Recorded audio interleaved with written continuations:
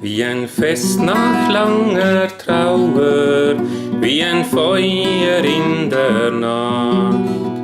ein offenes Tor in einer Mauer, für die Sonne aufgemacht, wie ein Brief nach langem Schweigen, wie ein unverhoffter Gruß, wie ein Blatt an toten Zweigen, ein Ich mag dich trotzdem Kuss, so ist Versöhnung, so muss der wahre Friede sein, so ist Versöhnung,